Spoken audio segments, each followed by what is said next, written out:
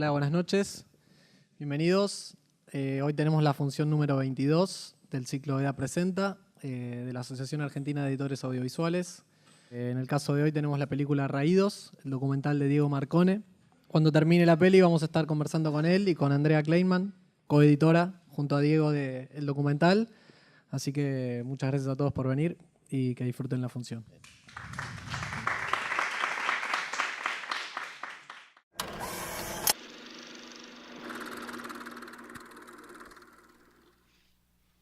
Nos acompañan Diego Marcone, director y editor, junto a Andrea Kleinman de la película. Muchas gracias por venir, chicos. Gracias. No, Muchas gracias a ustedes. Bueno, vamos a empezar con algunas preguntas y de mi parte y luego para que pregunte quien quiera del público. Felicitaciones por la película. Gracias. ¿Te gustó el final? Sí. Habíamos hablado del final. El otro día yo no había terminado de ver la película, hicimos un comentario, me hicieron un comentario sobre el final y ahora que la vi y que la terminé de ver, me encanta. Está muy bien. Bueno, primero que nada quería empezar preguntándote a vos, Diego, cómo fue que surge la idea, cómo llegás al tema y cómo se puso en marcha, digamos, la producción para llegar a este documental, a poder realizarlo. Antes que nada quiero aclarar que hay otro integrante de la película que es Dante, del Sonido Real, autores de la música. Dante. La película surge en realidad por la propuesta de una socióloga que se llama María Luz Roa. O sea, yo quería hacer documental, quería meterme en la quinta vía, que era la más accesible para empezar a hacer un largo. Y igual también me interesaba como género. Y ella me propone hacer sobre la tarefa, que ella ya venía trabajando su tesis de doctorado sobre el tema. Y la verdad que siempre digo que mi primera reacción fue más escéptica que entusiasta, porque no tenía la menor idea de eso. O sea, no, ni siquiera soy muy matero tampoco. Entonces, no es que tenía un vínculo con el tema previo a la película y que quería, bueno, yo quiero hacer una película sobre esto. Me llegó como propuesta, pero también me pareció interesante eso, como el mate, que todos tenemos un mate en nuestras casas, todos más o menos tomamos mate, tenga toda una parte que para la mayoría, creo, es desconocida. Desconocido, claro. Y que no solo sea desconocida, sino que tenga todo un costado, creo yo, que es adrede oculto, digo, que estas condiciones de trabajo no se sepan, que sean excluidas de tantas imágenes simbólicas que hay de lo que es el mate, como exacerbación del argentino, y tenga toda esta parte que queda oculta a propósito. Igual después, como, digamos, temáticamente me interesaba eso, pero decía, ok, ¿cómo entro a este tema para que no sea una cosa, por un lado, ni alejada, en el sentido de que yo no tenía algo propio que decir, como que no quería hacer una película que se sienta como de alguien desde afuera en el tema, y tampoco quería hacer una película de denuncia, una cosa panfletaria que tal vez se prestaba al tema a, mirá, explotación. No quería hacer eso. A mí no me gusta ese cine, generalmente me termina expulsando más que una película que como esto que quise hacer, que te entra por otro lado, que digamos la denuncia está finalmente, pero no está adelante. Primero entras a conocer a la gente y a través de ellos entendés todo lo que pasa. Totalmente, sí, creo que funciona muy bien en ese sentido. Y puntualmente, ¿cómo se pone en marcha el viaje? No sé si hiciste primero un trabajo de investigación, si fuiste directamente con una cámara, ¿cómo fueron más o menos esos tiempos? Sí, hice un primer viaje de investigación que fue justamente acompañándola a María Luz. Era un viaje de investigación de ella, en realidad, un viaje de campo de ella. Y yo fue ir a observar y a conocer un poco. Y ya fui con una cámara. Mi primer acercamiento fue la primera persona que conocí, esa Sonia, la señora que cocina el reviro. Llegué como un lunes, la conocí a ella a las 4 de la mañana y a las 5 estaba partiendo para el Yerbal. Y saqué la cámara en el camión a grabar así con toda inocencia o falta de conciencia. Y fue un shock en el momento, ¿no? No sé si sabían, de hecho, las otras personas que iban de la cuadrilla, que yo iba a ir, quién era yo. Yo subí al camión así sin nada y saqué la cámara como si nada y claro, fue como, cámara, fotos, acá, foto para el Face, o no le saques foto a él porque se te va a romper la cámara, y un montón de cosas, de cosas como chiste, pero que eran una forma de pará, ¿qué onda? Y ahí entendí por dónde iba a ir la cosa. Ese viaje fue una semana y ya para el final de la semana ya había plena confianza con la gente. Incluso ese mismo día, ya al final del día, ya habían relajado. Mi manera también de acercarme tiene que ver con mi manera de ser, de que soy bastante callado generalmente. Entonces no es que, no sé, esa jornada, esa primera jornada que estuve en el Yerbal, mi manera era ir con la cámara y acercarme a alguno que esté laburando y observarlo, sacarle fotos, lo que sea. Pero no es que iba y decía, y contame tal cosa, contame. Esperaba más que el otro, a veces incluso por el silencio incómodo que se generaba. Yo estaba ahí sacándole fotos o grabándolo y como que me empezaba a mirar mientras trabajaba y él me sacaba un tema y por ahí eso generaba también que me hable de lo que él quería hablarme. Digo, alguno me hablaba de cualquier cosa, otro me decía, y yo empecé de tal manera. Por ahí sentía que eso me iba a interesar a mí, o a él le interesaba decirlo. Entonces también eso hace que, por ahí si yo le preguntaba de una tal cosa, me respondía con monosílabos o con poca cosa, y si es algo que él quería decir, también genera más. Ese primer viaje fue, digamos, esa semana, volví, armé el proyecto para desarrollo al Inca. Con eso, bueno, tuve que esperar, salió y volví el año siguiente, 2 viajes más, ya para la película. Y que fueron también como un casting de elegir a qué pibes podía seguir. No solo en la parte de decir, bueno, qué historia tiene cada uno, sino también ver cómo me sentía yo con ellos y cómo ellos se sentían conmigo, cómo reaccionaban a la cámara, básicamente, si iba a poder lograr este grado de intimidad y de que... Había algunos que me decían, a mí no me grabes, y bueno, listo, todo bien, no los grabé más. Y otros al contrario, querían mucho estar, querían y se mostraban, era como, yo quiero estar en la película, y era también una cosa que no me servía porque se notaba que estaban actuando para y no era natural. Entonces tenían que encontrar esos que estaban en el medio en el que podía aparecer en cámara, no se intimidaban, pero tampoco estaban mostrándose demasiado. Bien. ¿Y en qué momento comienza la etapa, digamos, de montaje? ¿Cómo empezaste a trabajar esa parte? ¿Y en qué momento entra Andrea a trabajar con vos? Como el rodaje duró cronológicamente un año, pero no es que estuve un año allá, sino que iba y volvía. Fueron 6 o 7 viajes y entre viaje y viaje había unos meses. Entonces fui al primer viaje, volví y ya empecé a ver el material y a hacer armados de algunas escenas que en mi cabeza creía que iban a estar buenas, como para ver si realmente estaban buenas, o por ahí había escenas que yo sabía que en el momento, en la acción, había habido algo interesante, pero lo que no sabía era si en el material iba a estar suficiente como para armarlo. Entonces, sobre todo lo que me preocupaba era, bueno, mejor empezar a prearmar cosas para ver si me falta material en el viaje siguiente, tratar de hacer algo como para cubrirlo. Y así fui haciendo partes y partes. Otra cosa que influyó es que iba tratando de presentarme a work in progress de festivales y demás, entonces nunca tuve una cosa de, bueno, como por ahí otra película, que tenés el rodaje entero, termina el rodaje y haces un armado extendido y después de ahí vas bajando. Yo fui teniendo pedacitos y después con esos pedacitos armar una especie de esqueleto de la película que ya lo mandé a un work in progress y sobre eso seguí trabajando. Entonces siempre como máximo la película, los cortes fueron de 1 hora y media, no un corte de 3 horas y después fue bajando. En todo caso, de ese primero de 1 hora y media saqué una parte y volví y metí otra y así.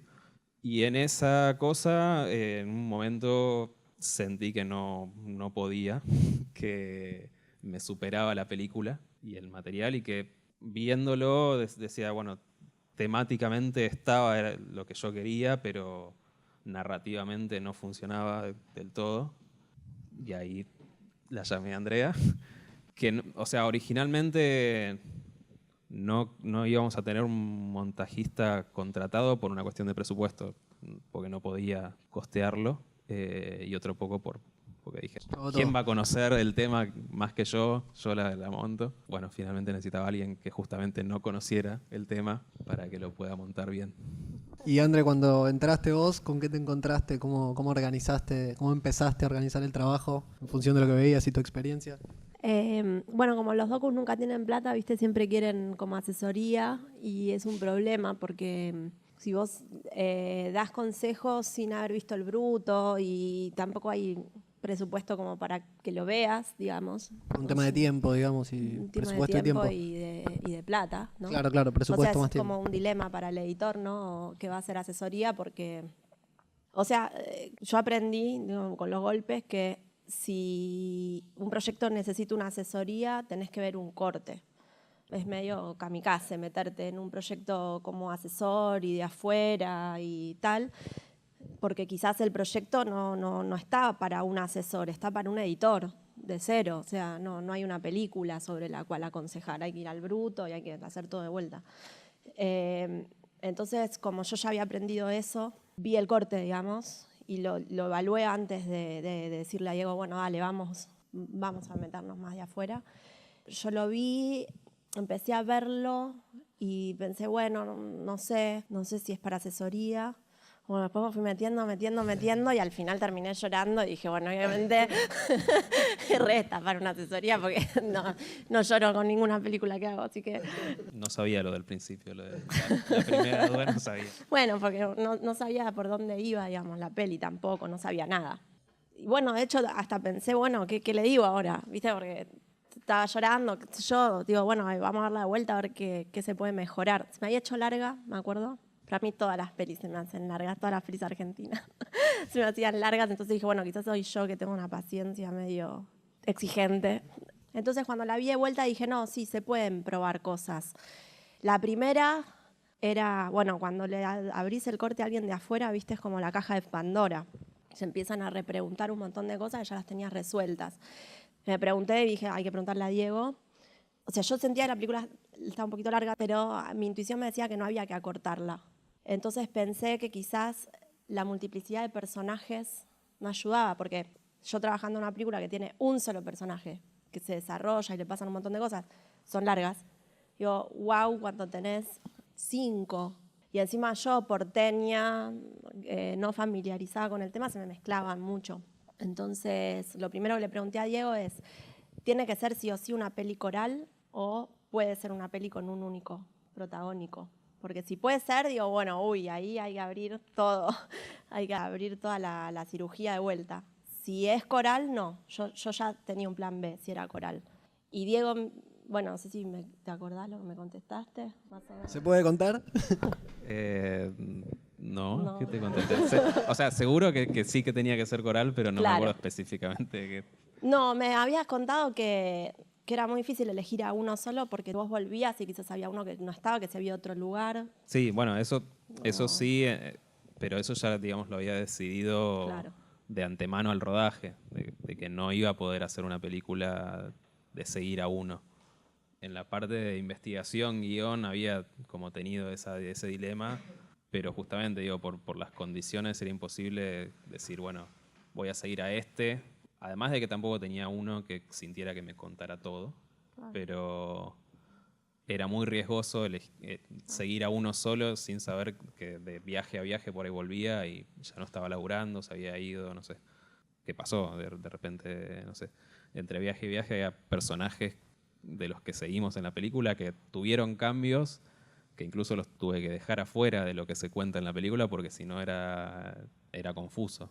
No sé, Darío, el alcohólico, en un momento se metió a la iglesia y dejó de tomar entre viaje y viaje. Y era otra persona y después volvía al otro viaje y ya se había ido de la iglesia y ya estaba de nuevo tomando. Entonces, por un momento mi cabeza dijo, bueno, ok, tengo este personaje que hace un cambio y que deja el alcohol y después para cuando volví ya... Estaba la misma de antes, digamos. Sí. Bueno, entonces ahí me pareció que sí, era una peli para ir haciendo intervenciones de afuera, viendo sucesivos cortes, pero que no había que replantear todo, absolutamente todo. Y además cuando me contó eso de la estabilidad de los personajes, bueno, a mí me partió el alma, la verdad.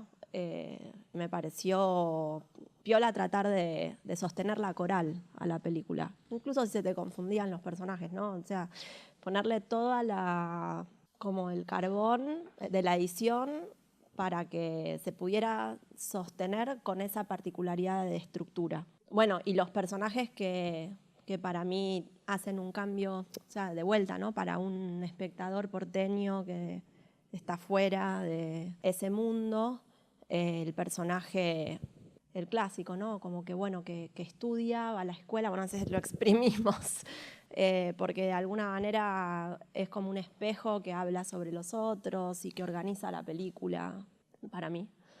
Y respecto del método que me preguntabas, empezamos haciendo como unos Excel. Él me pasaba un corte, entonces yo hacía un Excel donde ponía el minuto de la película, lo que sucedía en el corte. Eso estaba bueno porque había veces que yo no entendía lo que estaba sucediendo. Entonces lo que yo anotaba ahí estaba mal. Digamos, estaba mal, qué sé yo. Quizás porque yo soy medio, a veces para entender tramas medio superficiales, soy como medio dormida, pero está bueno porque entonces podíamos limpiar la película de cosas que quizás eran un poco complejas de entender y que requerían muchos minutos y muchos planos y muchos cortes para explicar, mucho diálogo sobre todo. Entonces esa columna me acuerdo que me servía eso para que después Diego me decía, no, pero mira, esto en realidad no es esto. Ah, mira, ¿entendés? Y al lado otra columna con observaciones, ¿no? De esta escena podría ser un poquito más corta, esta podría ser un poquito más larga, esta podría venir después de, como con un diálogo con Diego. Entonces después él hacía otro corte donde ponía en práctica, de mis observaciones, qué sé yo, un poco más de la mitad. Y mis observaciones que habían sido medio chotas, no, las olvidaba o las probaba, me imagino, y me decía, no, mira, esto no funcionó, y bueno, yo confiaba.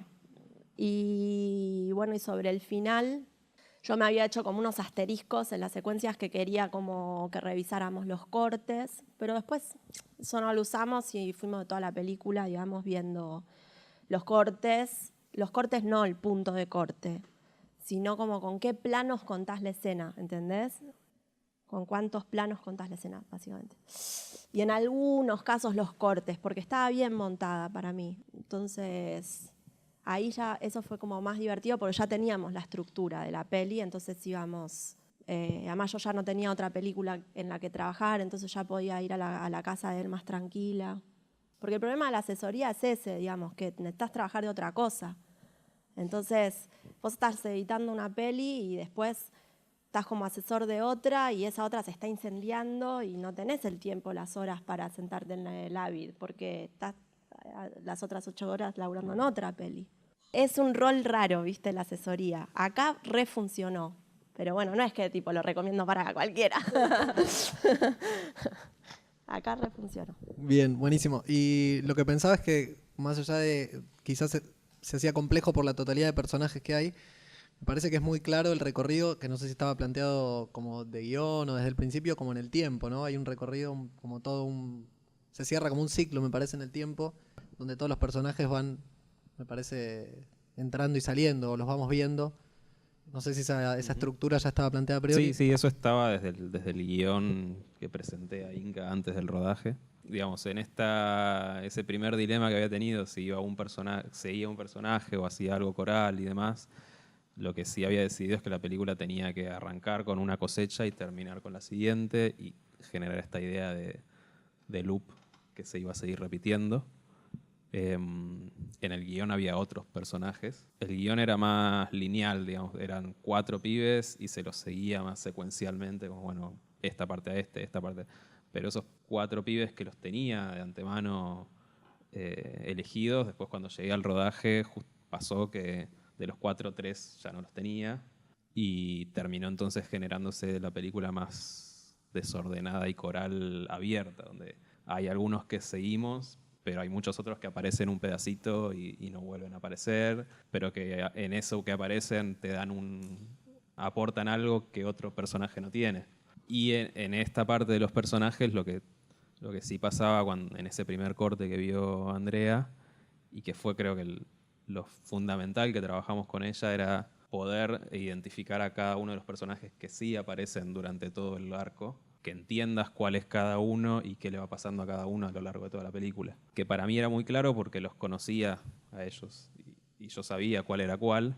Y Andrea vio el corte y en este Excel y cosas que me preguntaba muchas veces era como, ¿y este cuál es? O este es tal, o era el otro, porque son todos medianamente parecidos. Hay 3 que son hermanos entre ellos, entonces para mí era claramente este es Walter, este es Mauro y este es Darío, y ella viéndolo por ahí se los confundía. Digo, hay una escena de esas que están a la mañana antes de ir a laburar, que hay uno que está Walter que está estudiando, o que está preparándose para ir a la escuela, y está el otro que está preparándose para ir a laburar, y para mí era clarísimo cuál era cuál, pero los dos tenían un buzo rojo. Entonces cuando la escena estaba montada con corte y corte a cada uno, ella en un principio, creo, si recuerdo bien, lo que entendió es que era el mismo, que era uno que estudiaba y trabajaba. Hasta que en función de su corrección busqué y dije, ok, tengo un plano donde están los dos. En un mismo plano están los dos vestidos de rojo. Y ahí fue como, ok, ahora sí. Y un montón más de ese tipo de cosas mínimas que a mí no me parecían como necesario explicar, porque yo lo tenía claro, y ella aportando la mirada fresca del de afuera me clarificaba mucho de, bueno, acá necesitas explicar esto, acá necesitas poner bien claro cuál es cuál, o ese tipo de cosas. Bien. Abrimos el micrófono para el público. Quien quiera hacer alguna pregunta, adelante. El proceso de montaje, que fue como en distintas etapas, ¿cuándo agarraste el material? ¿Una sola vez? ¿Cómo fue eso? No, yo al principio veía cortes, o sea, yo me junté con Diego, me reuní personalmente poco, digamos, y después él me pasaba los cortes, yo los veía en mi casa y le escribía un montón de cosas. Con un corte bastante avanzado que empezaba, terminaba, tenía, no sé, 90 minutos, 80 y pico de minutos, y con música, o sea, ya había varias decisiones. Y no me acuerdo porque fue hace tanto, pero en algún momento me acuerdo que empecé a ir a tu casa, pero no sé bien cuándo fue eso. Después de un viaje, pero antes de un viaje me acuerdo que... No, el antes de viaje fin de fue año después. también. O sea, yo te pasé un No me acuerdo. segundo o tercer corte, ponele. Sí. Y sí, las primeras fue devoluciones de, bueno, lo veías vos por tu lado y creo que empezaste a venir cuando ya era empezar a trabajar sobre escenas, y como que ya no era, bueno, ver un corte y decirte, Cosas grosas, sí. esta escena mejor pasarla para acá, esta escena, bueno, vamos a agarrar esta escena, hay que trabajarla un poco adentro. Y ya era necesario ver como el material y ver cuánto había de cada corte para corregir, ¿no? Claro. Pero, ¿volviste a viajar una vez que arrancó ella en el trabajo puntual de cada escena? Sí, una vez que ya veníamos trabajando hace un rato y ya teníamos un trecho del trabajo hecho, fui identificando cosas que no estaban en el material para cubrir las cosas que había que corregir. Y dije, bueno, listo, voy un viaje más a buscar esas cosas que faltaban. Digo, fundamentalmente, Walter, yo tenía muy poco material de Walter, porque lo fui en... Walter es el que se recibe, ¿no? Claro, el que estudia y se recibe. Es un personaje que lo fui encontrando a lo largo del rodaje. No lo conocía casi de antemano a arrancar. Perdón, ¿y vos tenías a priori planteado, o tenías la intención de encontrar un personaje que contara como otro camino posible, digamos, que hiciera algo diferente? Yo tenía en el guión, el final, estaba uno que se iba, digamos, estaba más o menos la escena del final, pero era un pibe, un tarefero que decidía irse a Buenos Aires, cosa que les pasa a muchos que se vienen acá a buscar otra vida acá. No tenía el personaje que estudiaba. Y durante la investigación, de hecho, Walter, yo lo había visto, es el hermano de otros de los que quería que estén en la película, pero no me daba nada de bola. Como yo estaba con Darío, ponele, y él pasaba por al lado y ni me saludaba. Y justo como esto que te decía antes, de que yo no trataba de presionar a alguien si sentía como que no quería, no, yo nunca le dije nada. De hecho, pensaba que le caía mal. Como, sea, este chabón no nos banca, no le gusta para nada esta idea de la película y todo eso. Y recién en el primer viaje de rodaje, una vez que fui a grabar que jugaban al fútbol en la cancha en el centro y él jugaba en un equipo, él se me acercó y me dice, che, ¿y vos estás haciendo una película? Sí. Y él me empezó a preguntar y ahí fue que dije, ok, bueno, por acá puede haber algo. Pero como recién ahí lo empecé a conocer, en el primer viaje y en el segundo, el material de él que tenía era muy poquito y cosas mucho más desde afuera, ¿no? Desde estar adentro con él, cerca. Eso recién lo empecé a conseguir en la segunda mitad del rodaje. Eso se veía muy claro en el primer corte que yo le mandé a Andrea. Él al principio casi no estaba y en la segunda y mitad de la película y sobre todo al final empezaba a cobrar una importancia como la que tiene finalmente, digamos, en el final de la película. Pero no estaba balanceado. Entonces necesitábamos construir el principio de él. Hay mucho contados del sonido como fuera de campo, como ellos, hay un plano fijo y hay como conversaciones y hay un montón de situaciones. Dos preguntas para ello, digamos. Uno es, en el rodaje había un sonidista y la segunda es, ¿cómo fue el encarar todo ese sonido, o sea, todas esas escenas que se construyen un poco más en off? En rodaje había 2 sonidistas, se puede decir, en una parte, porque yo también soy sonidista. Y había un sonidista. Pero después, cuando, digamos, el rodaje tuvo esta particularidad. Como máximo fuimos 4, que era otro camarógrafo, un sonidista y un productor, que era de allá. Pero eso fueron 2 semanas de los 4 meses que hubo de rodaje. El resto era yo solo. O con este productor que me hacía como avanzada de cosas, pero después grabando estaba yo solo. Así que, bueno, hubo las partes donde tenía sonidista, traté de aprovechar para algunas cosas, sobre todo las partes que hicimos con equipo eran más del yerbal, no de las casas. Esta decisión de esta doble forma tenía que ver con el grabar adentro de las casas. No podía entrar con un sonidista y otro camarógrafo adentro de la casa de alguien. Ya yo solo estaba incomodando.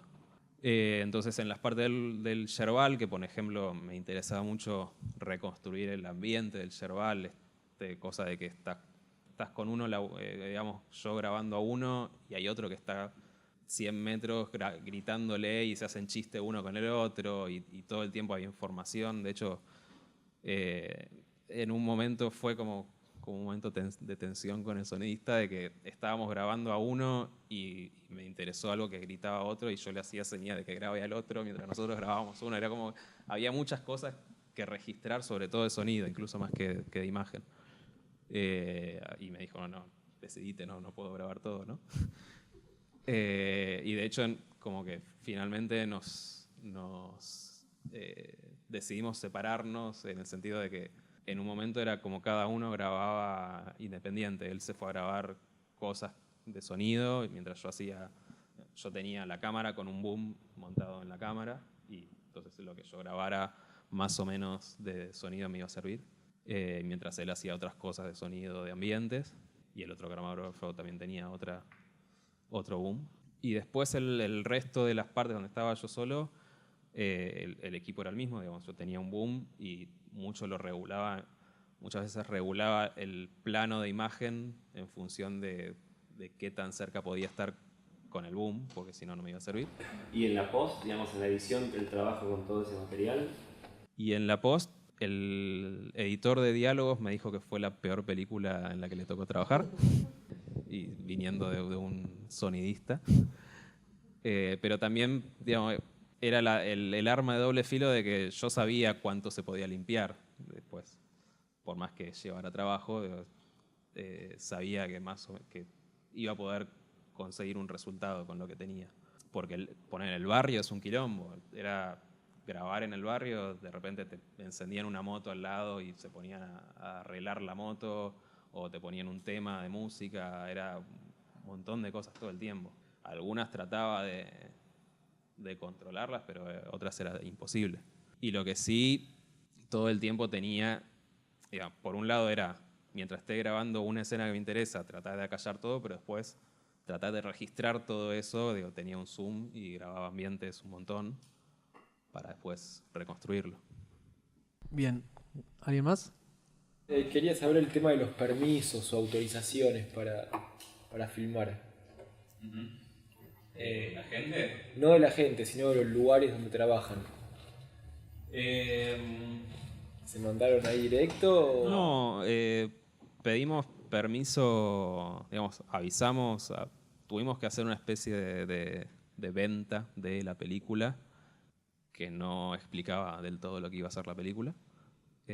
Por un lado a la municipalidad y por otro a la marca para la que toda la yerba de la zona va a una única marca, que es una cooperativa. Digamos, el proyecto que nosotros presentábamos hablaba más de los jóvenes en el entorno del trabajo rural y cómo es ser joven hoy y trabajar en el campo y bla, bla, bla, bla, bla.